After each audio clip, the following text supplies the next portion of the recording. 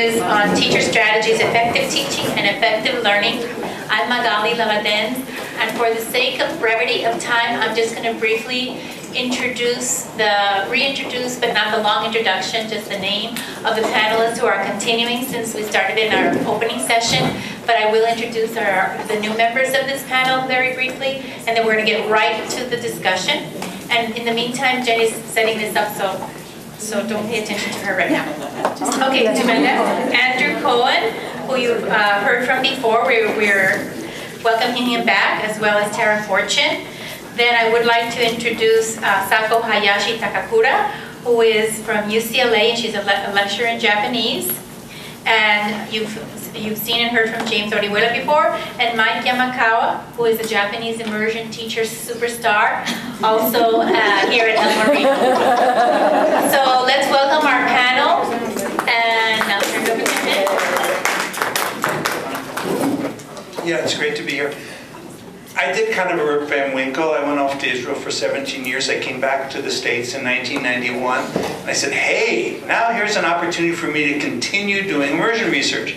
And two of the things that were on my mind during the intervening years were, or one of the main things on my mind is, what did the kids actually use for language when they're doing math problems and stuff? I mean, it's because, and I was concerned also, because I knew that a doctoral student working with the French immersion program in Canada was not allowed to finish up her work because her data were so pigeon-like. The French was so unacceptable that that was dirt that was swept under the rug. So I wanted to see, and I wanted to do an intervention. The same sort of thing that Tara was talking about. I wanted to see, can we really bolster their academic language of elementary school kids? So I went to this Adams. It was a full immersion program in St. Paul. And I gave a pep talk to the teachers. Actually, it was like an evening workshop. And I had two fifth-grade teachers who were willing to come in with me on an intervention. One, unfortunately, her mother died, and she had to pull out, and the substitute didn't know Spanish. We've been there before, haven't you? So I had one teacher, but very committed, and I had a doctoral student. One of the great things about being with the Language Resource Center in Minnesota is they fund. And they don't necessarily, it's blanket funding. So I had my research funded. It was an intervention. It was with Tanya Gomez, who's now finished up her doctorate in Hispanic linguistics at Minnesota. The aim of the study was to determine whether students' academic language could be improved. We wanted to try to expose the students to modeling by the instructional staff on solving science and math problems in Spanish academic language. Because I noticed that kids were good, just like I'd seen it in French, c'est un truc, or in Spanish, esa cosa que, da da da da. But can they say fulcro? Can they say hélice when they're talking about a propeller going around? What do they actually use? And also enhancing, this was the main thing, enhancing the kids' inner voice in Spanish. I was aware, because I was a squash player for many years, if I want to improve my backhand, I had to keep banging the ball against the wall. I mean, I couldn't magically improve my backhand just by playing the game. Can we magically improve our language just by speaking when it's our turn in class? And as Tara and others said, talk time. The kids have formal talk time. Can be very limited if you're sitting there with a stopwatch. So it's getting that mind going, getting the head going. And since I've been studying so many languages, I'm aware of it in that respect too. Now, as I said, I'm working on Mandarin. And I spent 10 years working on Japanese. To what extent was I really thinking in Japanese? These were the issues that went to my mind. Okay, sample. 21 fifth-grade students, ages 10 and 11, at the Adams Spanish Immersion Elementary School.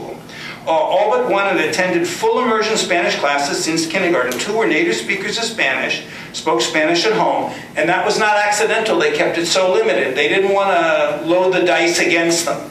We weren't talking dual immersion in the 1990s. And 7 students had at least one relative with whom they spoke Spanish. The remaining 12 students spoke Spanish only at school. So based on, we had 4 proficiency levels. 2 native speakers, then 4 students with high proficiency, then 7 with intermediate, 9 with low. Okay, and as I said in the opening session, how have them rehearse, practice. We gave them a little mirror, pocket mirror. They had to look at themselves and talk in academic Spanish to themselves.